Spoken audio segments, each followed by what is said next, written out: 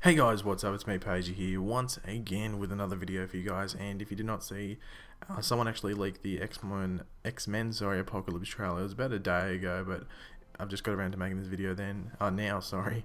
And I'm just going to go through, similar to what I did with the Suicide Squad trailer, as well as the Deadpool trailer. I'm going to do the top 5 moments from those trailers. So if you do go and enjoy the video, make sure to leave a like, leave any comments, and subscribe if you are new.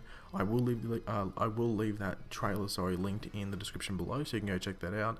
They might release a HD version over the next couple of days, similar to what they did with the Suicide Squad, because they released that today, just because they've been leaked, so we may as well release it because everyone's already seen it in crappy quality, so we may as well let them see it in decent quality. So anyway, the first thing we have is that we know that it's going to be the end of the world. This is due to Jean Grey's vision, or her dream that she's having, where she says, "I saw the end of the world, I could feel all this death," and then Professor X just tells her, "Calm down, it was just a dream." So obviously this is just setting up the movie.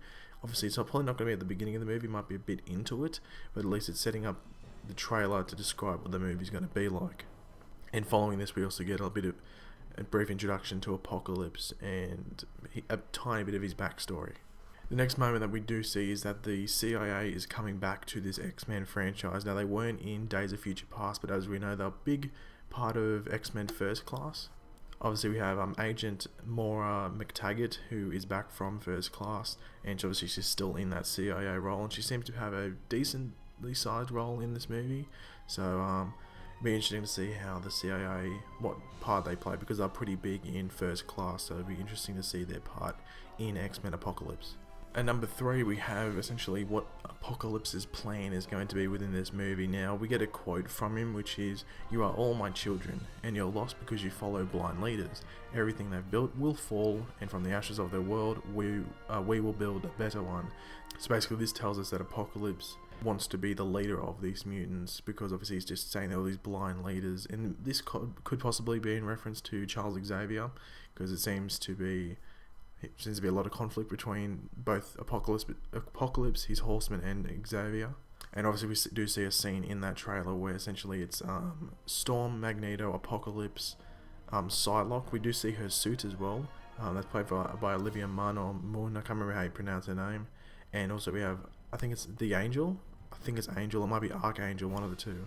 And then we see Magneto essentially under the control of Apocalypse, because all these people are under the control of Apocalypse, draw Professor Xavier towards him. And then we do see a scene with Professor Xavier's eyes going really black, as if he's being controlled as well. Next up is a bit of a weird one, because I'm pretty sure at the end of Days of Future Past, like, Magneto was sort of a bad dude again.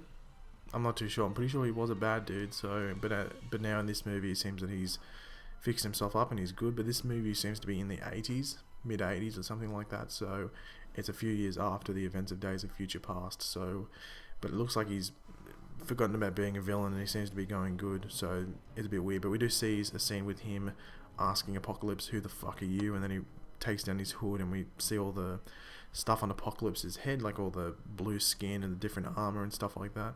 Now, Apocalypse is meant to be bigger, but I think he's roughly the size of the Hulk, I guess you could say. But I think they've just done this just to make it a bit more realistic, I guess you could say. I don't mind it. I don't think you can really complain about it. I think it just makes it a bit more believable, even though it is a made-up fiction story. But you like to relate to it in some way. And at number 1, we have Charles Xavier, or Professor X, finally being bald. Now, from my memory in the comics, he never had hair. He's always been bald in the comics, so it'll be interesting to see how they portray that he gets how he loses his hair in the movie, or maybe he just decides to shave it because the helmet goes on easier. Who knows what they're going to do, but it was pretty cool to finally see him bald, at least the James McAvoy version. And I think it's just a nice little thing to impress the fans, to make the fans happy at Comic-Con. So I don't know where that will be in regards to the movie timeline, so pretty cool to see, and I think it was probably the top moment in that trailer.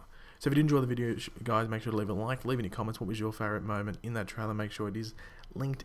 Make sure to click it. It is linked in the description below. And if you're new around here, make sure to subscribe and follow me on Twitter if you haven't. Sorry, far out, getting my words mixed up. That link will be in the description below. And I will catch you on the next video. Goodbye.